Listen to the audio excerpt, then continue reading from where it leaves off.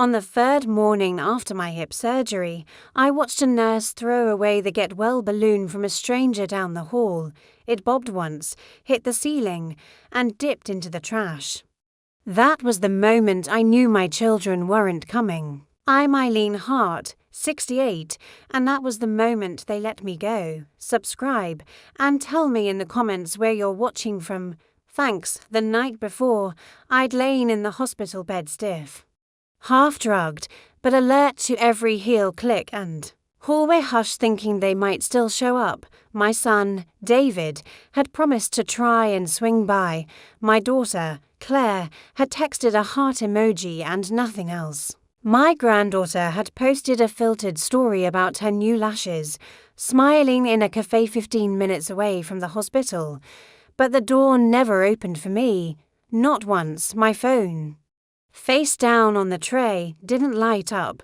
I watched it for hours. Anyway, like some said relic of my hope, there was an old man to beds down whose grandson wheeled in a little radio, humming jazz. I heard them laugh softly together, like wind chimes. I kept thinking. I raised to, I fed them, loved them, never missed a fever or a concert. And here I was, in a gown that didn't close at the back, alone in the antiseptic quiet. By day 3, even the nurses had stopped asking if anyone was coming. They assumed my family must live far away, or that I was estranged. I didn't correct them. Saying the truth out loud would have bruised something delicate.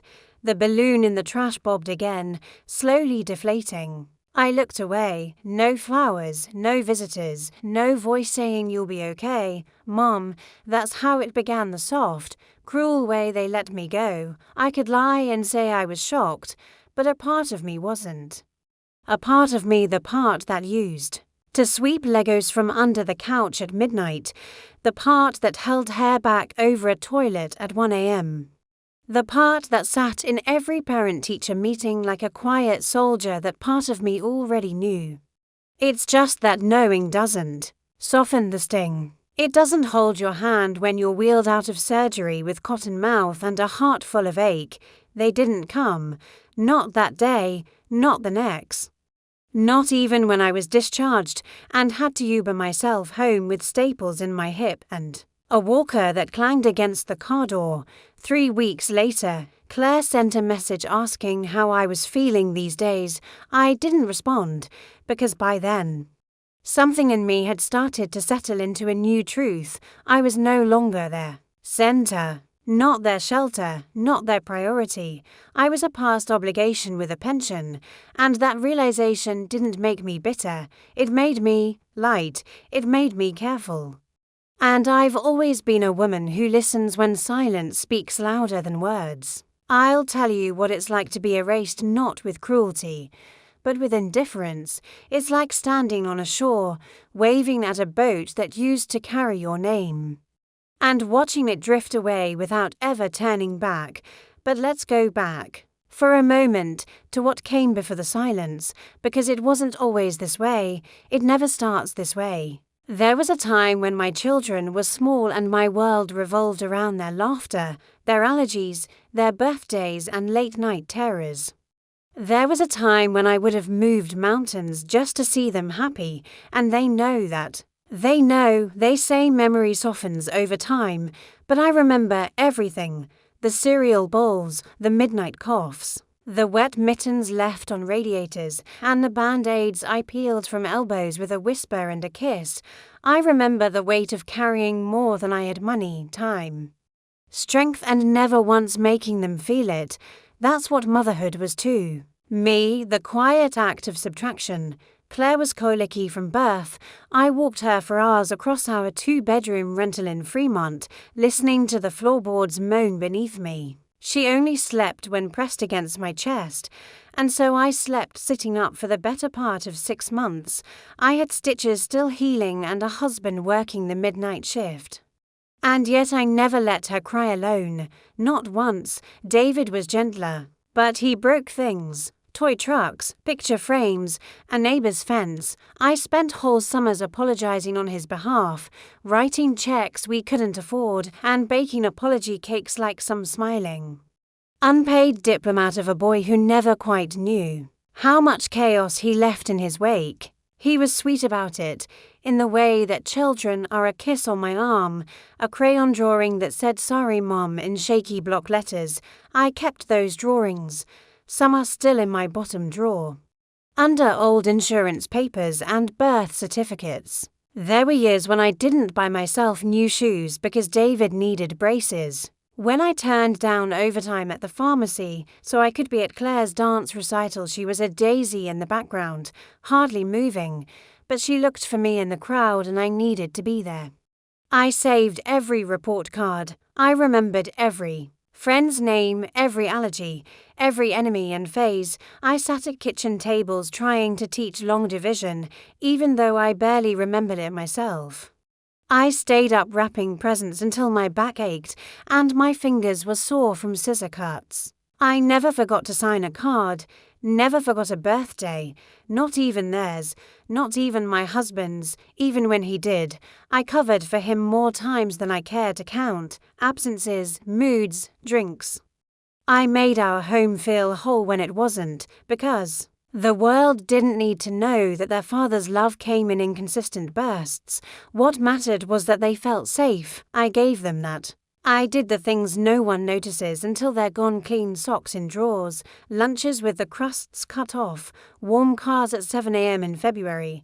I did them gladly, even when I was tired. Even when no one said thank you. There was a time, just after I turned 40, when I went back to school.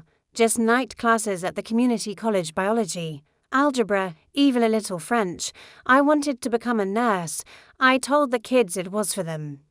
That I'd make more money, maybe finally take US on a vacation. But really, it was for me. I wanted to feel smart again, like someone beyond Mom or Honey. It lasted 2 semesters. Claire started struggling in school. David got into a fight. And my husband's back went out. Everything fell to me, and I let the dream slip away without ceremony. I dropped the classes and never talked about it again. Because that's what I believed good mothers did. They absorbed, adjusted, and didn't make a fuss. And yes, sometimes I'd fantasize just quietly, folding towels or washing dishes about someone doing the same for me. Just once, a hand that reached across and said, "I'll handle this," but that hand never came. They were grown before I even noticed. David moved out first, then Claire. The house emptied itself slowly. First the clutter, then the noise, then the needs. Suddenly I was cooking for one, talking to the walls. I'd find myself still setting 3 plates out of habit, then quietly putting to back. I never told them that. I didn't want them to feel guilty. I was proud of them, genuinely. David landed a job in real estate. Claire taught 3rd grade. They had families, obligations, lives. I knew what that was like. I didn't expect them to call every day, but I did expect to be remembered, and for a time they did, on Mother's Days. I'd get flowers, usually store-bought bouquets with the card already filled in. One year, Claire forgot to sign it, and it just said "from all of us" at Fresh Blooms. I kept it anyway. David came by sometimes with his daughter, always in a rush, always looking at his phone, but he came, and that meant something.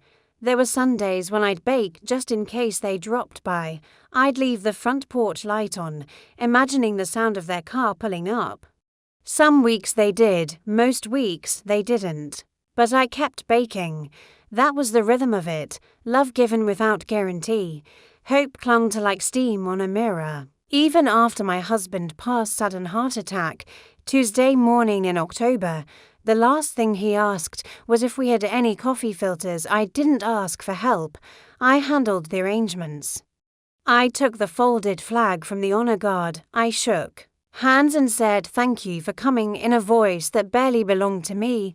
David gave a speech at the funeral, but it was mostly about himself. Claire cried hard, the kind of crying that makes people uncomfortable, and leaned into me like a child again. For a brief moment, I thought the grief might tether us back together. But grief is a slippery thing. It pulls you inward. It can Make a family smaller instead of closer. They were there for a while, checked in, helped clean out the garage. But it didn't last. People move on, even from you. I kept being their mother in every way I could, even when they were no longer looking for one. I sent birthday cards to their kids, bought little presents for their pets. Listened carefully when they talked, even when their voices hinted at impatience. As if my stories had grown stale, I never demanded, never shamed. I thought if I loved gently enough, they'd notice. They didn't. Still, I clung to the rituals. I saved articles to show them. Wrote recipes on index cards. Bought Claire a cardigan I thought she'd like it still in the guest room closet. Tags on, folded neatly. She never picked it up. When my hip started going, I didn't tell them for weeks. I didn't want to be a burden. Not yet, I thought. Maybe when the surgery came, they'd surprise me. They didn't. And that's why, when the balloon hit the trash can and the nurse walked away, I didn't cry. I just remembered all of it, the diapers and the sleepless nights, the algebra and the band-aids, the silence after a funeral, the cardigan still waiting, and it was in that remembering, not rage. Not grief, just a long, quiet recollection. That I felt the shift. I began to understand that love, when not returned, doesn't disappear. It just changes direction. That's when something in me began to turn, not away from them exactly, but toward something else, and it's what led, eventually, to the day I went silent. You don't notice the little things at first. You tell yourself they're busy. You say it's just a phase. Everyone's overwhelmed these days: work, children, traffic, the endless spin of modern life. That's what I told myself the first dozen times they forgot to call back. It starts with silence. A delayed reply, an unanswered voicemail. Then a birthday card arrives 2 days late. Then one doesn't arrive at all. I remember that first year David didn't call on my birthday. I sat by the kitchen window with a slice of cake I'd bought myself from the bakery near Maple, and third, vanilla with lemon curd. I even set a second plate out, thinking maybe he'd surprise me. He didn't, but I waited anyway, just until the sun went down. The next morning he sent a text, "Sorry Mom, crazy day yesterday. Hope you had fun, hope you had fun." There's a kind of ache that comes with realizing someone thinks your love is automatic, a current they can always return to, even if they leave the lights off for months at a time. As if your warmth isn't something that requires tending. But I didn't say anything. I sent back a thumbs up emoji and a picture of the cake. It felt like less than I deserved, but more than I could admit I wanted. After that, it was small things, over and over. Claire stopped inviting me to her children's events. "It's a long drive," she said once, "and I didn't think you'd want to be on your feet too long." That was when my hip had just started acting up a stiffness, nothing more, but the message was clear: "You're a complication." At first I asked for photos. She sent a few, usually blurry or cropped. Then she stopped sending them altogether. When I asked if her youngest had liked the dollhouse I mailed for Christmas, Claire said she hadn't seen it, yet it was still in the garage somewhere, a $120 dollhouse. I'd picked it out carefully, wrapped every piece. I'd imagined the little girl's face lighting up, fingers touching each tiny drawer and door, but it was left in the garage, like me, and still I said nothing. There's a certain pride in enduring, I think. You tell yourself you're strong enough not to complain. That silence is grace, that dignity is better than confrontation. That if you just keep giving them space, they'll come back. But silence has its own weight, and it accumulates. There were Thanksgivings where I made stuffing just in case someone dropped by, then ended up eating it alone with a glass of white wine. The house would smell warm and welcoming, but no one would walk through the door. I'd turn on a radio station, pretend I was fine, smile at the cat, laugh at nothing. The phone stayed silent. Except for spam calls and pharmacy reminders, they began to talk to me like I was background noise. I'd be on a call with David and hear him typing, or talking to someone else mid-sentence, then forgetting to come back to our conversation. Once I stayed on the line for 8 minutes before I realized he'd hung up, and Claire, well, she started calling less and less. When she did, it was often to ask something. Could I send a little money to help with a new school program? Could I co-sign something small, always presented with a careful voice, the kind that sounded sweet but left no room for refusal. I gave, even when it pinched. I didn't want them to feel what it was like to go without. I remembered those days all too well: canned soup dinners, late fees on the phone bill, David crying because the other kids had sneakers with lights in them and he didn't. I carried that guilt like a second skin, so when they asked, I gave. Not because they demanded, but because I remembered. But guilt is a poor architect for love, and it doesn't build anything that lasts. There were moments when I saw glimpses of who they used to be, when David hugged me with both arms, not just one, when Claire left a voicemail that ended with, "Love you, Mom." Those moments were like old songs played on a crackling record, soft, short, fading too quickly. They stopped asking about my life. I told David once that I was thinking about starting a gardening club in the neighborhood. He said, "That's nice," and changed the subject.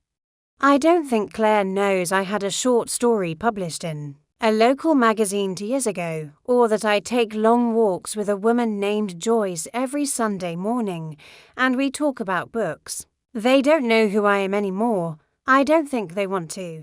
That's the hardest part, not being seen, because being ignored isn't always loud.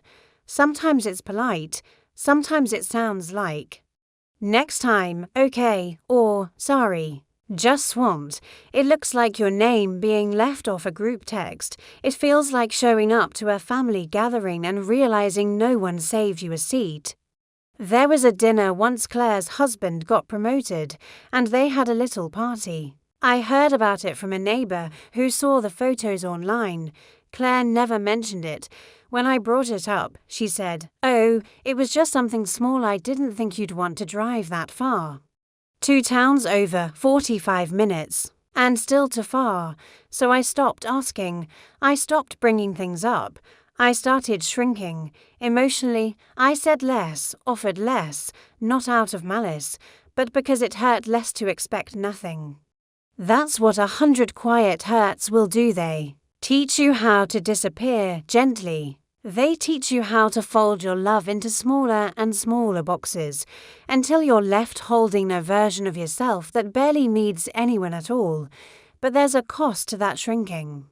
One morning, after a particularly sharp ache in my hip and a week without a single call, I stood in the mirror and didn't recognize my face. Not because of wrinkles or age, but because I looked erased, not unloved, just unconsidered. That's when I stopped checking my phone so often. I let the garden overgrow.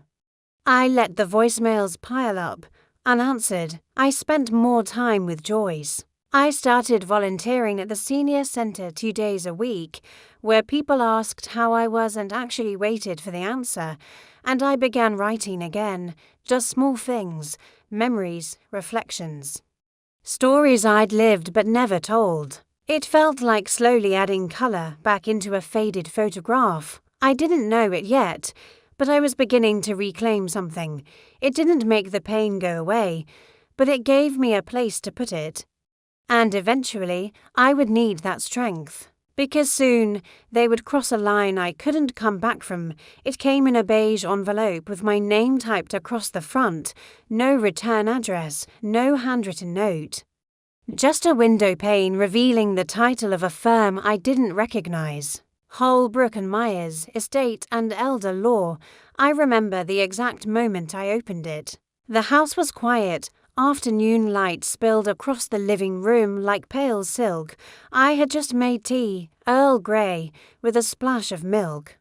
The steam curled upward while I slit the envelope with a paring knife and unfolded the letter with hands that somehow already knew it wouldn't be good. I read it twice before I understood what I was looking at. The wording was cold, clinical, and notice regarding adjustments to a financial trust I hadn't even realized had been activated. A signature. My name, but not my writing. It felt like someone had reached inside my ribcage and tugged.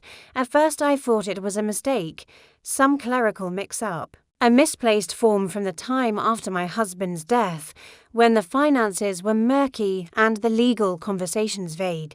But as I kept reading, the reality began to take shape. They'd used my name, my information, my old power of attorney. Something I'd granted years ago, when I was recovering from a fall and too tired to read all the forms David put in front of me.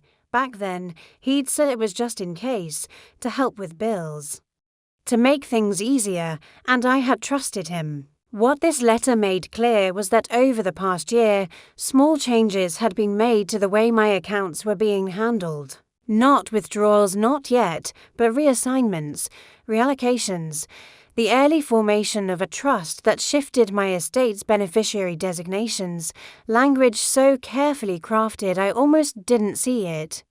But it was there if anything happened too. Me, everything would pass to David and Claire not through a traditional will, but through legal instruments that had already been quietly put in place. Ones I hadn't known existed. The cruelest part, it wasn't even illegal, just preemptive. I sat with the letter on my lap, my tea going cold beside me. The room hummed with silence outside. Someone's wind chime danced in the breeze inside me. Something broke so quietly I almost missed it. It wasn't about the money. Not really. I don't live extravagantly. My house is modest. My savings enough to be comfortable, not indulgent. But that's not what stung. It was the assumption.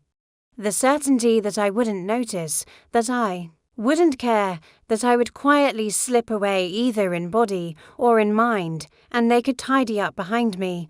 I thought about all the phone calls they didn't return, the birthdays missed, the dinners skipped, the time I'd spent shrinking myself so I wouldn't burden them, and all the while they had been planning for my absence. It felt less like betrayal and more like erasure. That night, I didn't sleep. I sat at the kitchen table and went through old documents, folders of bank statements, insurance policies, my husband's will, even the title to the house. I looked for any other signs of movement, any other footprints, and I found them. Small things, updates to beneficiaries, access points given without context. I recognized David's email on a document tied to my retirement account. A digital signature dated the month after my surgery, the one they never visited me after. They hadn't come to sit beside my hospital bed, but they had found the time to make changes. I could almost see them, sitting at a laptop in one of their homes, perhaps over coffee, deciding what would happen when I was gone. There's a difference between preparing for a parent's old age and writing them off like an expired warranty. This was the latter. I didn't call them, I didn't yell, I didn't even cry. I just moved very, very still for days. Everything felt muted. My routines continued, watering the plants, walking with Joyce, folding laundry, but the colors of things were gone. Joyce noticed something was off. She asked, gently, if I was all right. I told her I was just tired. Tired wasn't the truth, but it was close enough. I thought about confrontation, but I couldn't bear the sound of their voices justifying what they'd done. I couldn't stomach the fake confusion, the careful apologies, the inevitable "you misunderstood" or "we were only trying to help." I'd heard that tone before. The one they used when I forgot something or moved to slow the gentle condescension reserved for children and the elderly. So I stayed quiet. I reread the documents. I kept the envelope in a drawer by my bedside, not to torture myself, but to remember. I didn't want to forget how easily they'd written me out while I was still here. There was one night 2 weeks after the letter came, when I sat out on the back porch and let the night wind wrap around me like a question. I looked up at the stars and whispered into the dark. What did I do to make them think I didn't matter? It's a terrible thing to realize your existence has become inconvenient to the people you build your life around, and that was the final line. Not the money, not the forms, but the message underneath. You don't need to be asked. You don't need to be told. You're already gone in our minds. So that was when I made a decision, not loudly, not vindictively, just carefully. If they could make plans behind my back, so could I. I booked an appointment with a lawyer the following week, a woman named Teresa at a small office in town. I brought every folder, every paper, every note. I explained what had happened. She listened. She didn't look surprised. This kind of thing happens more often than people think. She said. I nodded. Though it didn't make me feel better. We sat together and went through every asset, every account. We revoked powers of attorney. We rewrote the will. We added layers they couldn't touch. And then I did one more thing, something I didn't tell anyone about.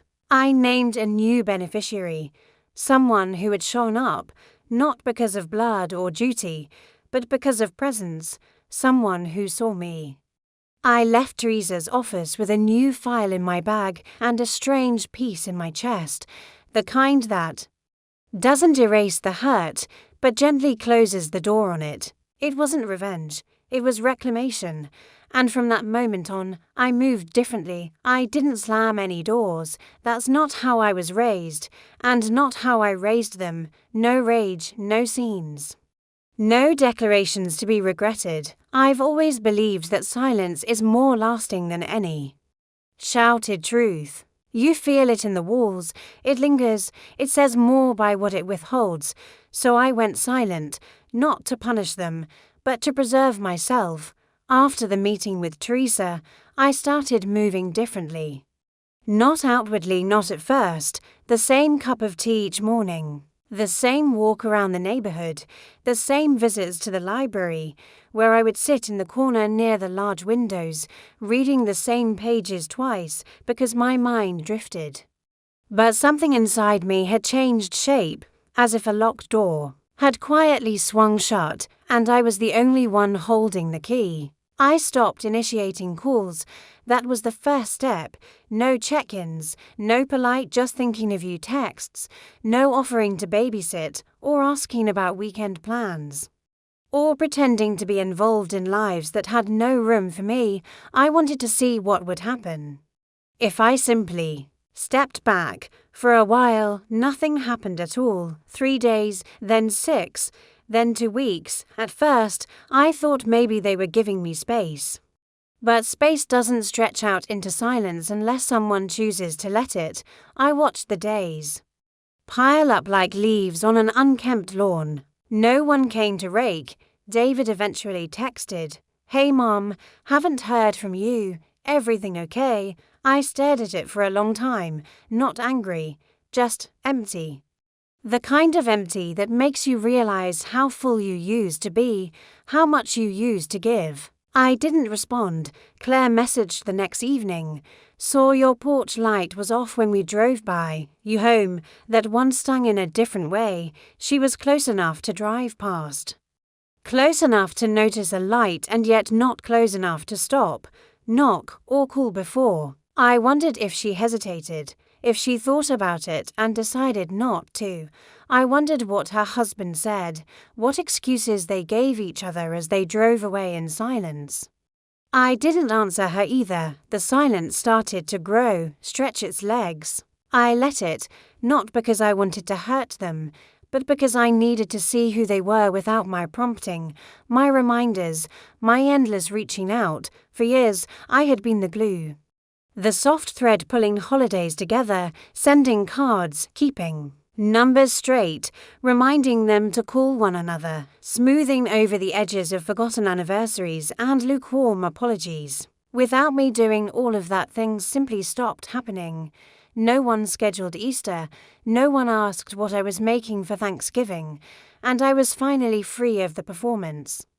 I started keeping a small journal, nothing dramatic, just little notes in the margins of my days. A sentence here, a thought there, the light looked pink on the garden this morning, or David still hasn't called, or made tea with cinnamon instead of milk. Not bad. The act of writing became a ritual. It filled the silence with something mine. Something real. I also began making quiet preparations. I sold a few things, some jewelry I never wore. A set of antique silver spoons from my mother's side that no one in the family ever asked about. I donated clothes that no longer fit and furniture no one ever sat in. I cleared drawers. I emptied boxes. It wasn't about death. It was about ownership. For once, I wanted to choose what stayed and what left. I wanted to feel the power of that choice. No longer waiting for someone else to care enough to make it for me. One afternoon in May, I pulled down an old box from the hall closet full of childhood art, broken photo frames, and school certificates. I sat cross-legged on the floor, the air smelling like dust and cedar, and went through each piece. I let myself smile. I let myself remember. But I didn't cry. When I was finished, I put half of it in a bag for donation, and the rest in a small bin marked keep. I slid it under my bed not to hide it, but to say, quietly, this is for me now, not for them. Joyce noticed I was quieter, more inward. We met every Sunday still, walking the loop around Pine Hollow Park. She never asked too many questions, which I appreciated. Her presence felt like a hand resting on the back, steady, warm, supportive without pressure. We'd talk about books, about aging, about the way the lilacs were blooming early this year, and sometimes we'd sit on the bench near the little pond and say nothing at all. That silence felt different. It wasn't absence, it was peace. One Sunday, she reached into her coat pocket and pulled out a note. "I wrote something for you," she said, offering it without eye contact. It was a poem about resilience. About women like trees that bend, not break. I folded it carefully and tucked it into my journal. It was the first time in years someone gave me something I didn't ask for, something I didn't have to earn. Back at home, I began to think more about legacy. Not the legal kind, I had taken care of that, but the personal one. What did I want to leave behind, not in dollars, but in feeling? What stories did I want to be remembered by? So I started recording voice notes. Little anecdotes, memories, reflections, not for them necessarily, maybe not for anyone, but they were mine, and that mattered. Sometimes I listened back and didn't recognize my own voice. It sounded older than I imagined, wiser, maybe, or just weathered, but strong. There was a time when I feared loneliness more than anything, when I clung to their scraps of attention like oxygen, when I measured my worth by their convenience. But in the quiet, I began to feel something unexpected, agency. No one had taken it from me. I had just handed it over, little by little, over the years in favors, in silence, in self-forgetting. Now I was gathering the pieces back. I wasn't angry. That part was over. I was simply done explaining myself, done hoping for acknowledgement, done making space in a life that had room only for absence. The silence, once sharp, had turned soft, comfortable. And it was within that silence that I began to imagine a life beyond them, not in exile, not in bitterness, but in full possession of my own time, my own love, my own name. They hadn't called in over a month, and for the first time, I didn't check my phone. I simply let the day unfold without them. There wasn't one big change, no dramatic haircut, no sudden move. No teary goodbye to the house. That's not how real life works. Not when you're 68 and have lived most of your years accommodating others. The change was quiet, like a tide pulling out unnoticed at first. Until you look down and realize your feet are no longer underwater. I began to move differently in ways that felt small but sacred. I started by rearranging the furniture in the living room. The couch had always faced the fireplace because my husband liked to sit there in winter, sipping whiskey and watching the flames. Even after he passed, I'd kept everything the same, a small shrine to a routine long gone. But one morning, I slid the couch to the window instead, just enough to catch the morning sun. I sat there for the first time with my coffee and thought, this is mine now. From there, it rippled outward. I painted the guest room a soft sea glass blue, took down the family portraits not out of anger, but because I no longer needed to prove a story that no one else was reading. I replaced them with quiet things, a painting of a heron, a framed poem I clipped from a magazine, a photograph of a mountain I've never visited but might one day. Then I turned to the garden. That spring, I tore out the weeds by hand, not just the easy ones, the tall, cocky things that wave in the breeze, but the deep-rooted kind. The ones that cling to the soil like ghosts. I spent hours crouched among the dirt, pulling, sorting, clearing. The sweat beaded down my back, and my knees ached, but I didn't stop. Something in me needed to claim that patch of earth. I planted marigolds along the fence, lavender in the corners, basil in pots, tomatoes in tidy rows, and one afternoon, on a whim, I placed a small bench beneath the cherry tree. Not for guests, just for me. Joyce came by a few times that month. She brought lemon cake and new books, and once a pair of garden gloves she said were too soft not to share. We sat on the bench under the tree and watched the bees roll through the lavender. She didn't ask about David or Claire anymore. She didn't have to. The silence between us had become honest. One morning in June, I got a letter in the mail addressed to Miss Eileen Hart. Not Mom, not Grandma, just me. It was from a small writing workshop up in Mendocino. I had applied months ago on a dare to myself and forgotten about it. They offered me a spot, not paid, not fancy, but real. I stared at that letter for a long time. I hadn't left town in years. The furthest I'd gone was the next city over, to drop off a birthday present for Claire's youngest, the one who never opened it. But something about this invitation felt different. It wasn't about escape, it was about expansion, so I said yes. The drive was long, winding up along the coast. I packed light, just a few notebooks, a sweater, and the old Canon camera my husband had given me before cell phones made such things obsolete. I hadn't used it in years, but I brought it anyway. The workshop was held in a converted barn surrounded by tall grass and sea air. There were 10 of us, all older women, all with different stories, different aches, different reasons for showing up. No one asked me who I was related to. No one looked at me like I was someone's mother or widow. I was just Eileen. I wrote short pieces, memory vignettes, poems that barely rhymed but felt honest.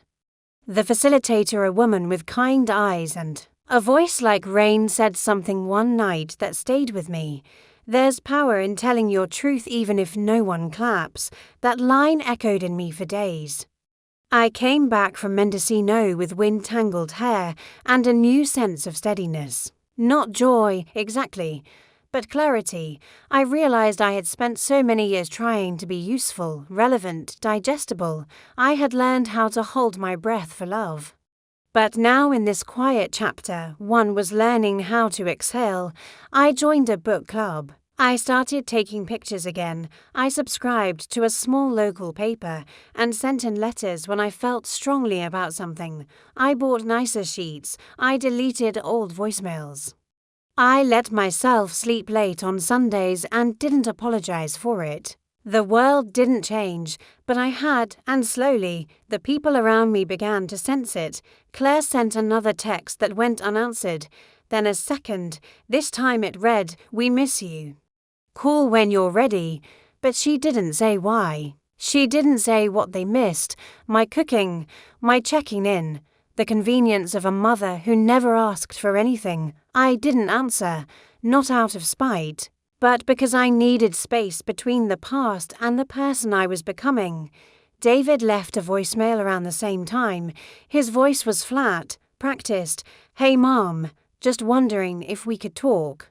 No pressure, just let us know, let us know. There was no recognition in those words, no owning of what had happened. No acknowledgement of the paper trail they'd quietly built behind my back, so I let that silence stay, too. Instead, I focused on what was in front of me. The basil thrived. The tomatoes came in fat and red. Joyce and I added another loop to our Sunday walks, and one afternoon I took my old Canon and snapped a photo of the bench under the cherry tree, just as the wind stirred the petals into motion. When I printed it, it looked like snow falling in summer. I pinned it above my writing desk, a reminder of what blooms when you stop chasing what won't root. I hadn't spoken to my children in nearly 3 months, and for the first time, I wasn't counting, I wasn't grieving, I was growing. In the empty space they left, something new was being built, not revenge, not righteousness, but a life that no longer required their permission. They didn't notice the shift at first. It's funny how long it takes for people to feel the absence of what they thought was guaranteed. For a while, they probably thought I was going through a phase. Maybe they assumed I was sulking. That I'd come back around once the mood passed, as I always had. I imagine they talked about it over dinner, in passing, on the way to soccer practice, or while folding laundry. Mom's just being distant, she's probably bored. She'll reach out when she's ready, but I wasn't being distant, I was just gone, and that's different. When someone disappears emotionally, it leaves behind a strange hollowness, not loud, not dramatic, but noticeable once you stop to look. The texts that used to arrive like clockwork were no longer there. The birthday cards stopped, the reminders. The gentle, invisible maintenance of connection, all of it quietly removed, like scaffolding no one realized was holding the whole thing up. I don't think they realized how much I did until I stopped doing it. Claire's daughter's birthday passed without a package from me for the first time in 11 years. I used to send handmade cards with glitter that got everywhere, books wrapped in brown paper. Sweaters that I wear upon while watching late-night documentaries. This year, nothing came, and that absence had weight. She sent me a message. "Ella missed your present this year. Everything okay?" I stared at the message for a long time. No mention of the missed visit after my surgery. No apology for the lawyer's envelope. Just surprised that the gifts had stopped. Like a vending machine that suddenly swallowed the coin without dispensing a candy bar. I didn't reply. It's easy to feel useful when you're constantly giving. But it's only when you stop that you realize whether your presence was appreciated or simply expected. David reached out a week later, his tone more formal than usual. He asked if I was doing all right financially. That was the clue. That was the moment I knew. They'd figured something out. Somewhere along the line, they must have spoken to someone, maybe a friend or an advisor, who told them the trust had been altered, or that their names were no longer attached to the things they'd quietly counted on inheriting. That's when the real concern began. I could feel it shift from casual guilt to subtle panic. Not about me, about what they believed was owed to them. I don't say that with bitterness, just clarity. I raised them to believe I would always be there, that I would give, forgive, rearrange myself for their convenience, and in doing so, I gave them a version of love that asked nothing in return. So when I finally did ask, not out loud, but with silence, they didn't know what to do with it.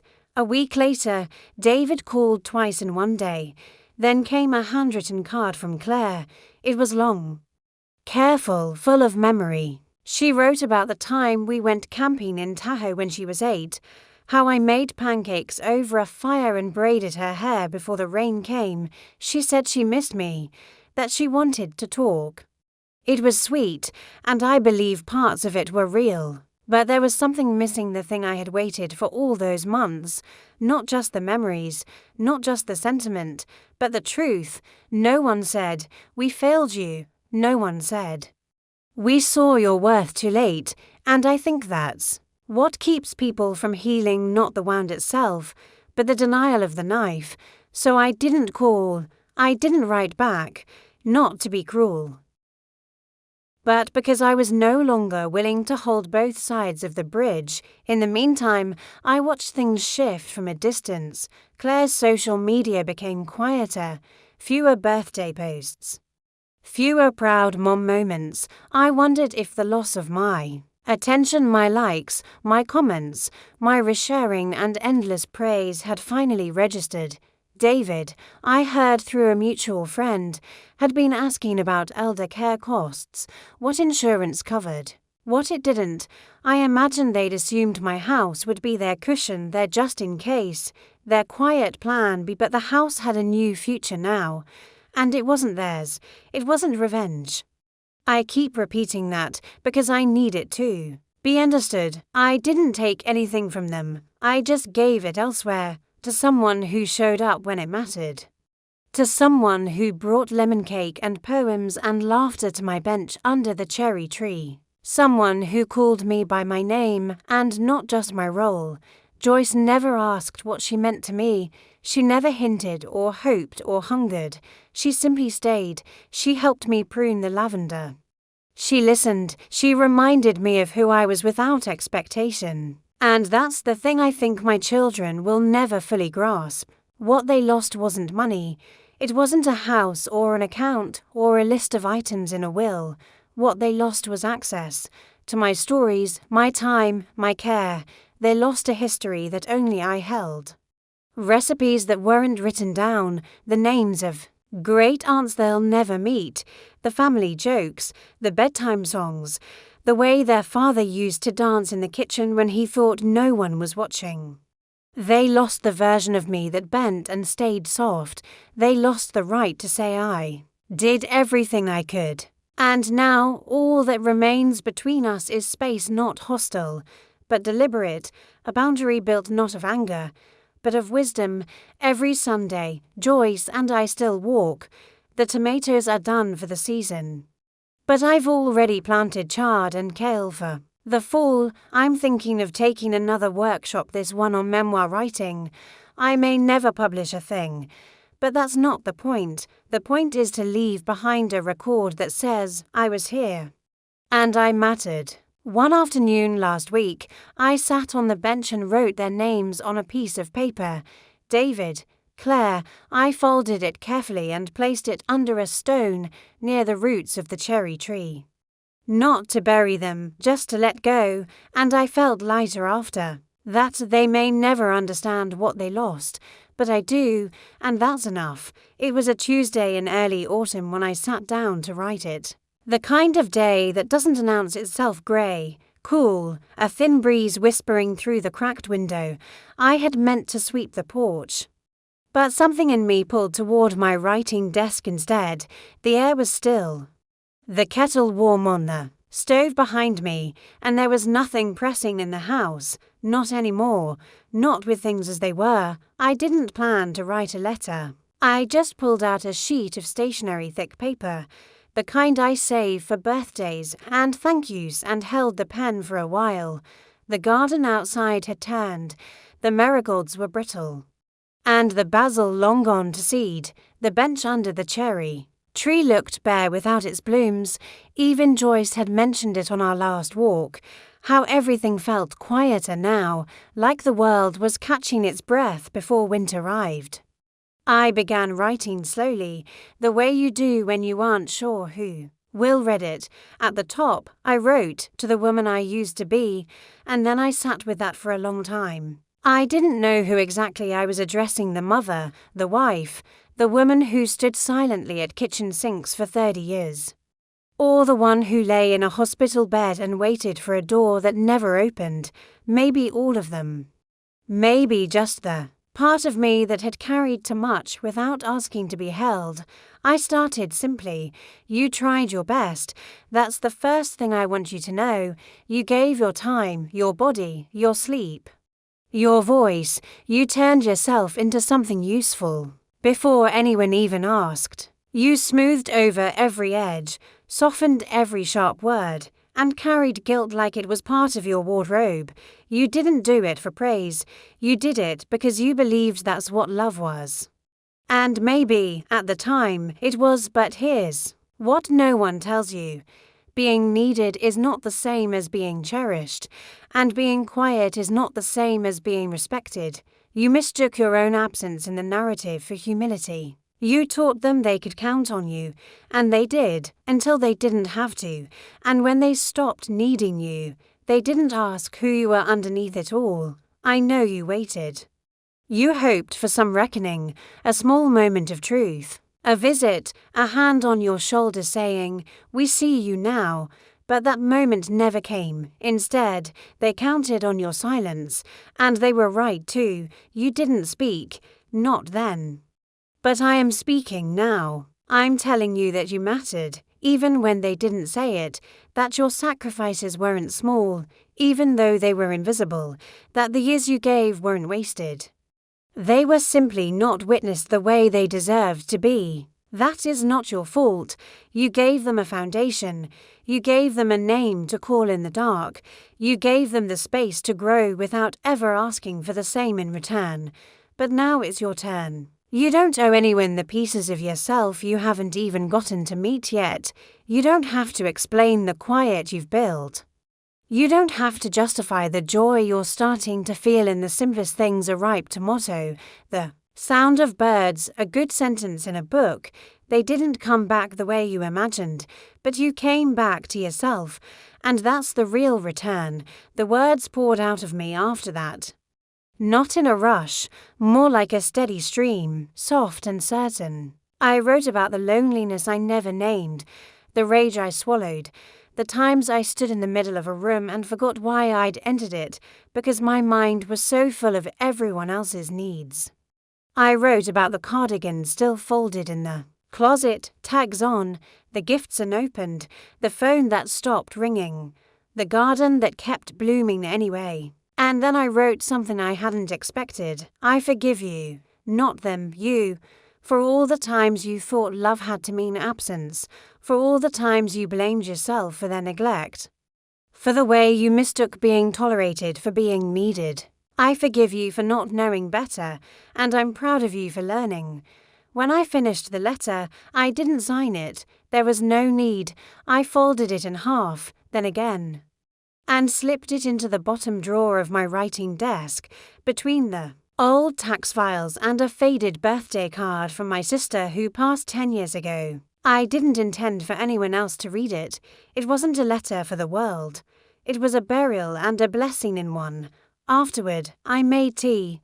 I opened the door and stepped onto the porch, where the wind had picked up and scattered leaves across the welcome mat. I didn't sweep them.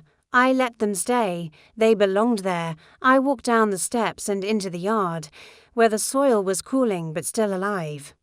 I crouched near the bench under the cherry tree, where the stone still marked the names I had written weeks before. I didn't cry.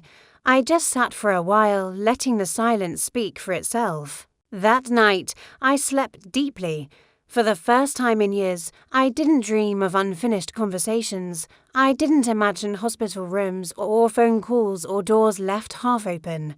I just slept, steady, still, safe. The next morning, I woke up and wrote again, not a letter, a list of things I still wanted to do.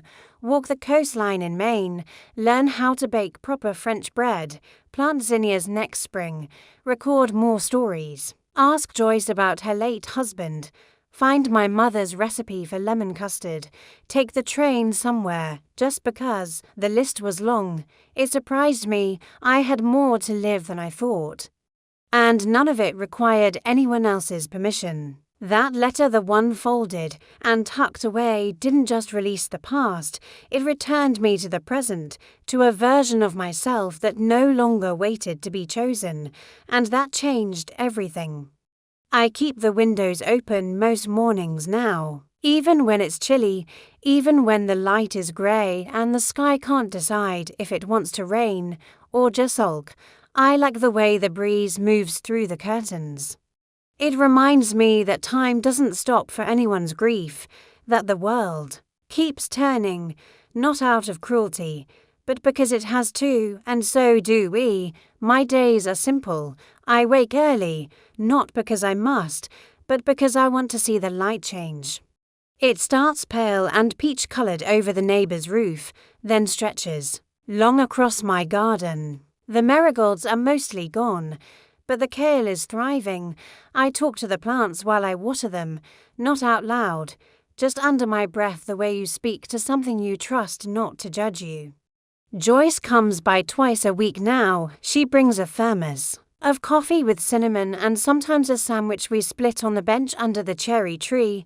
We sit in silence, mostly, not out of discomfort, but out of comfort so deep it doesn't need to be filled. We talk when we feel like it, about her daughter's move to Oregon, about a novel one of us gave up on halfway through, about how funny it is to reach this age and still be surprised by how much we don't know. Last week, she asked me if I felt at peace with everything. I told her peace isn't a place, it's a choice.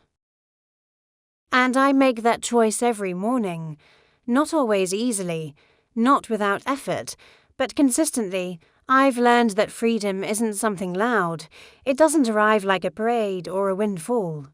It comes in increments, like waking up and realizing your shoulders aren't clenched, that you haven't checked your phone all day, that you said no to something without guilt, that you ate what you wanted for dinner, not what was expected.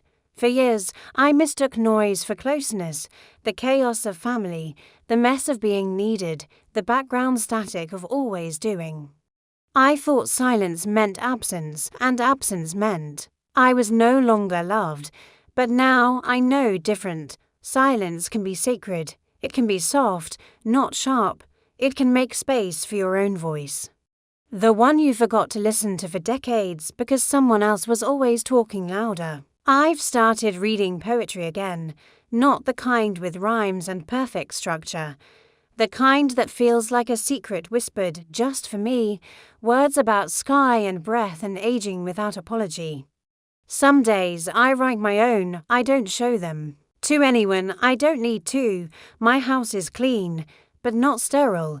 There are books stacked on the table, a sweater thrown across the arm of the couch. Dishes left in the sink overnight because I decided to go to bed early. There's no one to impress, just me in all my unhurried, unpolished grace. Sometimes the phone rings. It's usually David or Claire. They've grown more persistent. They send pictures now, updates. Questions wrapped in concern. How are you feeling? Let us know if you need anything. They say they miss me, that the kids ask about grandma, that they've been thinking of me a lot lately. I believe them. I also know what those thoughts are tied to, not just memory, but regret, maybe curiosity, maybe even fear. They sense the shift now, the finality. The parts of me they assumed would always be available no longer are. I haven't blocked them. I haven't cursed them. I'm not cruel, just clear. I answer sometimes when I want to, when it doesn't cost too much. The conversations are polite, careful. The way people speak when they're afraid to say the wrong thing, or afraid they already have. They don't ask about the estate. They must know by now. Maybe they've seen the filing or spoken to someone, but they don't bring it up. I think they're waiting, not for an apology, but for an explanation, and they won't get one because what needed to be said was never in words. It was in their absence, and then mine. There's a small wooden box on my bedside table now. Inside are the letters I've written to myself, to them, to the life I thought I had to accept. There's also a flash drive. On it are the voice recordings I've made, memories, reflections, some readings of my favorite poems. I'm not sure who it's for. Maybe no one, maybe me. Maybe the next woman who sits at a kitchen table wondering if she's asking too much. Just by existing, I hope she listens. I hope she doesn't wait as long as I did. I've thought a lot about legacy, not the legal kind, the emotional kind. What I leave behind isn't a sum or a house or a collection of things. It's the rhythm of my days, the color of my garden, the silence I chose not to fill, the letter I wrote and never mailed, the life I built after the breaking, this morning. I made toast with apricot jam and sat on the bench out back. The sky was soft, the light was kind. I looked at my hands lined, steady, capable. They have held so much, they still do, and I realized nothing about me is missing. They simply stopped seeing it, but I see it now. I am whole in ways I never knew I could be, no longer waiting to be chosen, no longer explaining what was done to me or what I did in return. Just here, just full, just quiet, and I like it that way. I wasn't angry, I was finally empty, and that was beautiful. It happened quietly, the way most endings do. No big speech, no heavy footsteps, no last-minute phone call from someone trying to change my mind. Just a gentle knock at the door. And Teresa standing there with her folder and her soft, steady smile. Whenever you're ready, she said. We sat at the kitchen table, the same table where I used to pack school lunches, count out vitamins, balance checkbooks with a calculator that clicked louder than it needed to. That table has heard every version of my life. It didn't feel strange to be finishing something there. It felt right. The cherry tree outside had lost most of its leaves. The light that came through the window was thin and silver, the kind of late-season sun that knows its days are numbered. I poured us both some tea and unclicked a pen. The stack was not overwhelming, just enough to fit in a folder with labeled tabs, executor, transfer, revocation, addendum, final. It was all legal, precise, already reviewed, already discussed. All I had to do was sign. I took my time, not out of hesitation, but out of reverence, because this wasn't just paperwork, it was a closing. A gesture that said, I am choosing who receives the remainder of my care, who deserves the rest of me in name and memory. It wasn't spiteful. I'd spent months examining my heart for signs of pettiness, bitterness, revenge. They weren't there. There was only clarity, and a kind of quiet pride. David and Claire had not called in over 2 weeks. I had grown used to that rhythm, their late awareness, their sudden guilt. Their casual distance dressed in occasional affection, but it no longer winded me. I had been a faithful steward of our shared history, a diligent mother, a generous woman. That story was still true, but now the story had changed. I signed my name for the last time on the final page. My hand didn't shake.